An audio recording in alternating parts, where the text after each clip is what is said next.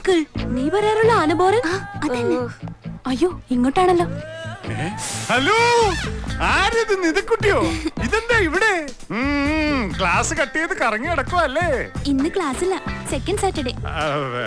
ഇവരൊക്കെ ആരാ? എന്റെ ഫ്രണ്ട്സ്. ഇന്ന് ആരുടെ ബർത്ത്ഡേ ആണ് ഒരുമിച്ച് ഇങ്ങനെ കൂടാൻ?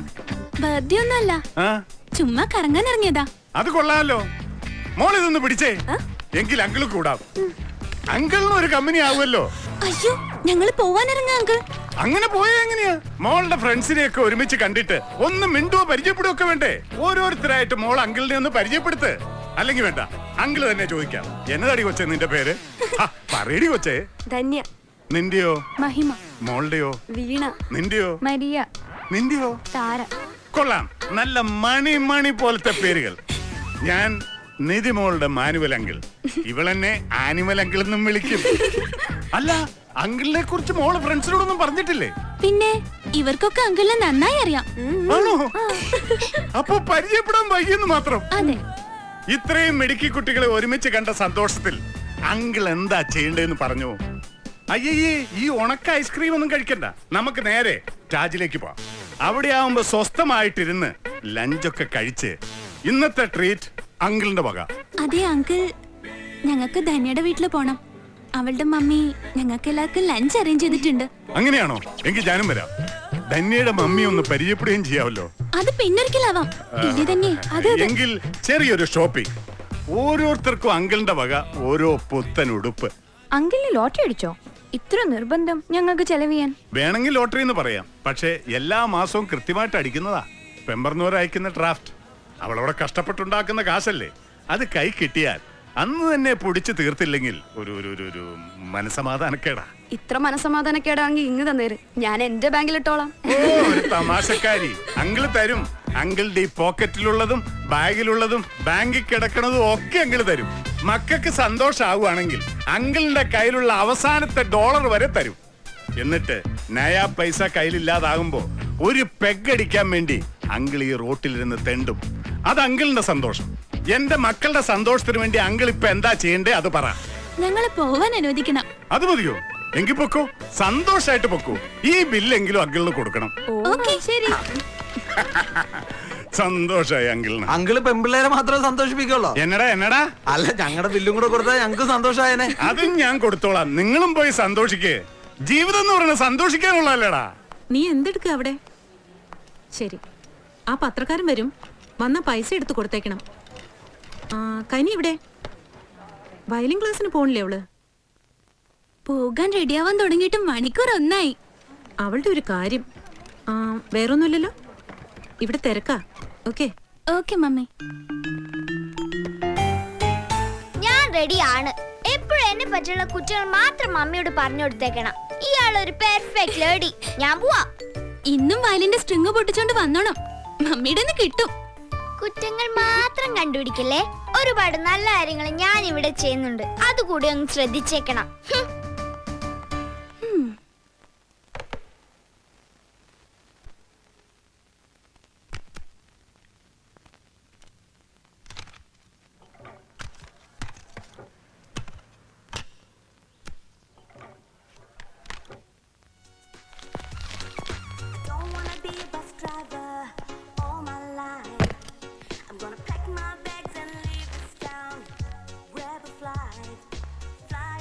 ഇന്ന് അവധിയല്ലേ? കനിമോളോടെ? ശാലിനി ആന്റിയുടെ ഫ്ലാറ്റില് വയലിൻ ക്ലാസ്സിന് പോയി. പപ്പ ഒരു ദിവസം നേരത്തെ അങ്ങ് പോന്നു.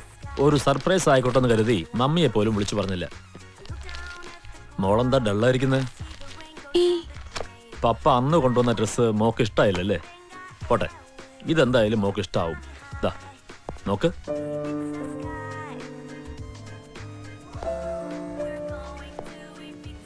How is this? എന്താ, ഇത് ഇഷ്ടായില്ലേ? അതോ ഇഷ്ടമാവാത്തത് പപ്പയാണോ?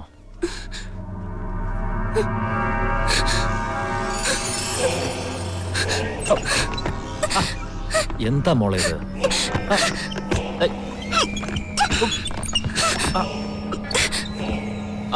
മോൾ എന്തിനാ പപ്പയെ പേടിക്കുന്നേ?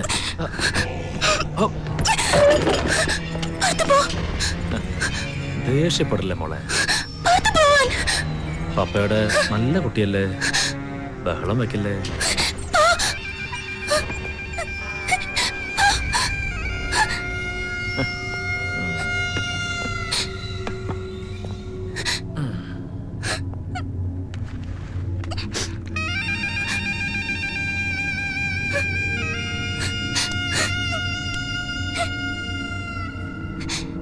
മോളോട് ഇരിക്കേ,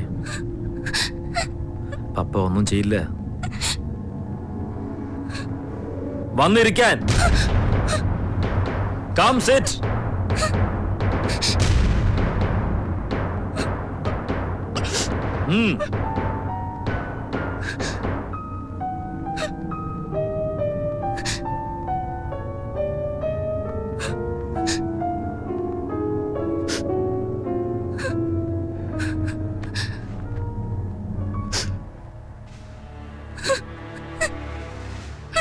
മോള് പിന്നെയും പേടിച്ചു അല്ലേ?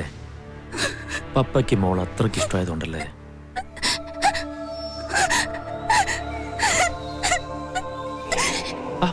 കരയില്ലേ? എന്തിനാ മോള് കരയുന്നേ? പപ്പ ഒന്നും പറഞ്ഞില്ലല്ലോ. Come on come on.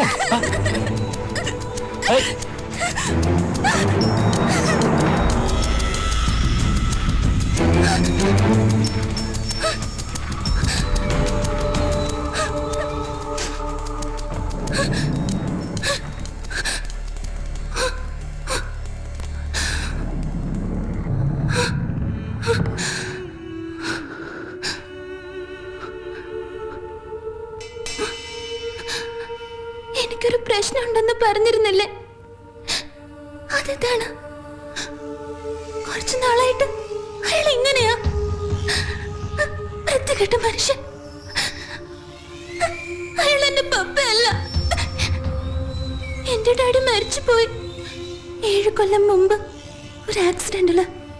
ഗോവയില് ടൂറിന് പോയതാ. ഡാഡിയും മമ്മി, ഞാനും കനിയും, കൂടെ അയാളുടെ വൈഫും കുട്ടിയും ഉണ്ടായിരുന്നു. അയാളുടെ ഡാഡിയുടെ കസിനാ.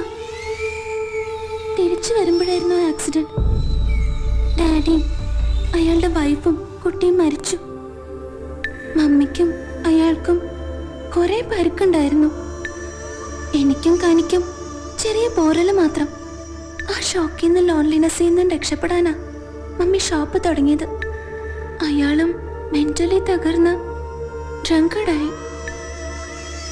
അപ്പോ റിലേറ്റീവ്സ് എല്ലാരും മമ്മിയെ നിർബന്ധിച്ചു. ഡാഡിയുടെ കസിൻ അല്ലേ, ഫ്രണ്ട് അല്ലേ, അയാളെ മാരി ചെയ്യാൻ. അന്നൊക്കെ എനിക്ക് വലിയ ഇഷ്ടമായിരുന്നു അയാളെ. പക്ഷേ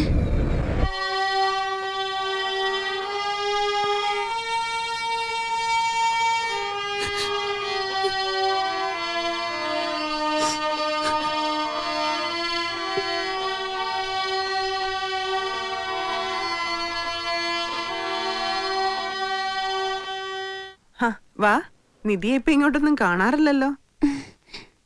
ഇരിക്ക്. ഇല്ല, ഞാൻ അവിടെ ഇരുന്ന് ബോറടിച്ചപ്പോ നന്നായി പ്ലേ ചെയ്തോണ്ടിരുന്ന ഇയാള് വെറുതെ നിർത്തി അല്ലേ? അത് പിന്നെ മടി. അതിലും മടിയാ ഇപ്പൊ അനിയത്തി കുട്ടിക്ക് അല്ലേ കനി?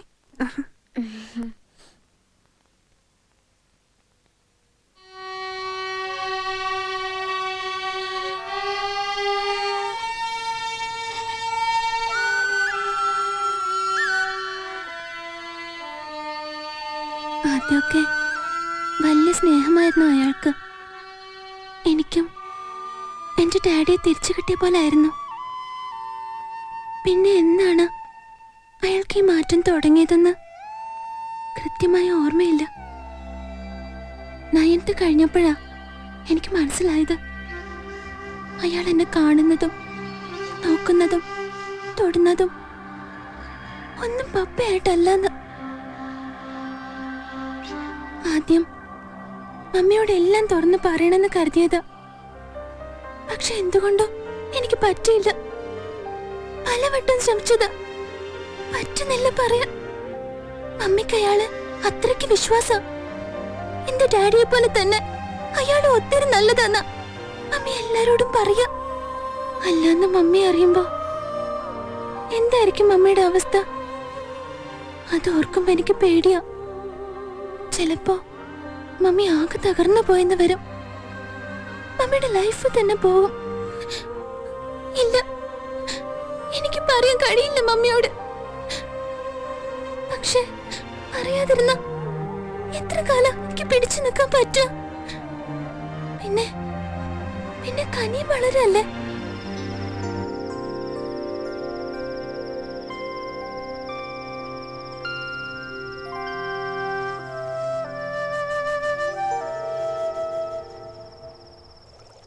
ഒന്ന് വേഗം മമ്മി, എനിക്ക് വിശക്കണു.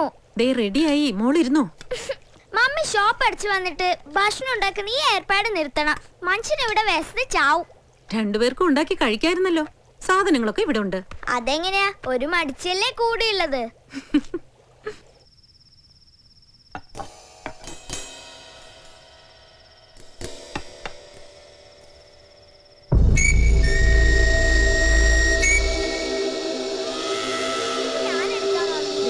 ഇതൊക്കെ താഴെ ഇട്ട് ഉടയ്ക്കും. ഇല്ല,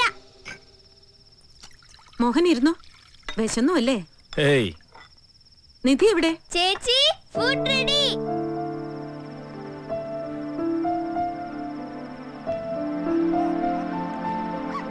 ആ ഒരു ഹാപ്പി ന്യൂസ് ഉണ്ട്. ഉം?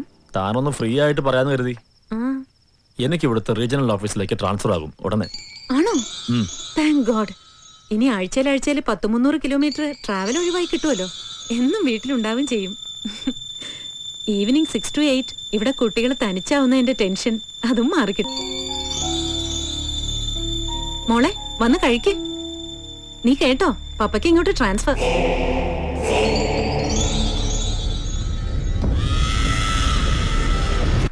ഇതാ പറയണത്, വിവരമുള്ളവർ പറയുമ്പോ അനുസരിക്കണം. വല്ല കാര്യം ഉണ്ടായിരുന്നു അവിടെ പോയി നിൽക്കാൻ. ഇപ്പൊ ചമ്മീപ്പ സമാനമല്ലോ. പോട്ടെ പോട്ടെ, എല്ലാം കഴിഞ്ഞു പോയി. ഇനിയൊന്നും പറഞ്ഞിട്ട് കാര്യമില്ല മോനെ.